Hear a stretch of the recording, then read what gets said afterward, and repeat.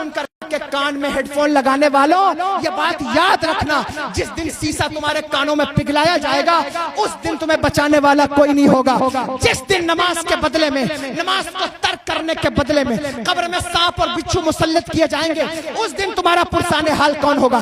جس دن تمہارے زنا کے بدلے میں تمہارے بدن کو سڑایا جائے گا اس دن تمہارا پرسان حال کون ہوگا؟ تم نے کیا سوچ رکھا ہے کہ تمہارے مرنے کے بعد یہ چند بچے، مدرسے کے بچے، تمہارے بچے مثال ثواب کر کے تمہیں بخشوا دیں گے؟ کیا تمہاری قبر چوڑی ہو جائے گی؟ کیا تمہاری قبر میں تاریکی نہیں ہوگی؟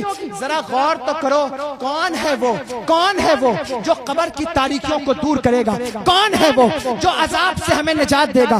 کون ہے وہ جو عذاب سے ہمیں چھٹکارا دلائے گا؟ کون ہے وہ؟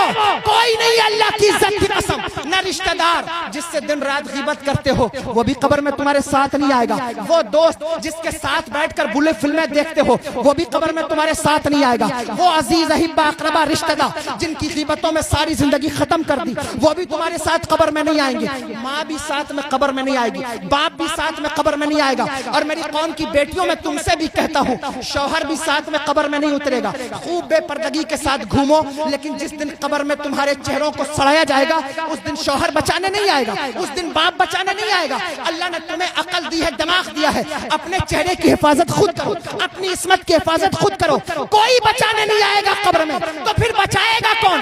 وہی نبی جس کے بارے میرے امام کہتے ہیں قبر میں لہرائیں گے تا حشر چشمے نور کے جلوہ فرما ہوگی جب طلعت رسول اللہ۔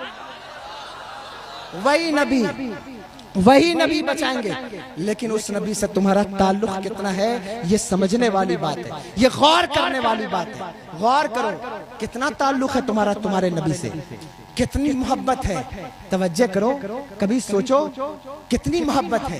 نعرہ لگا لینے کو محبت نہیں کہتے، پیسہ اڑا لینے کو محبت نہیں کہتے، محبت کا مطلب تو یہ ہوتا ہے کہ جب حضور کی کوئی ایک بات سامنے آ جائے تو سر احترام خم کر دیا جائے، عقل کے گھوڑے دوڑانا بند کر دیا جائے، اور پھر حضور کی اتباع میں چلا جائے، حضور کی پیروی کی جائے۔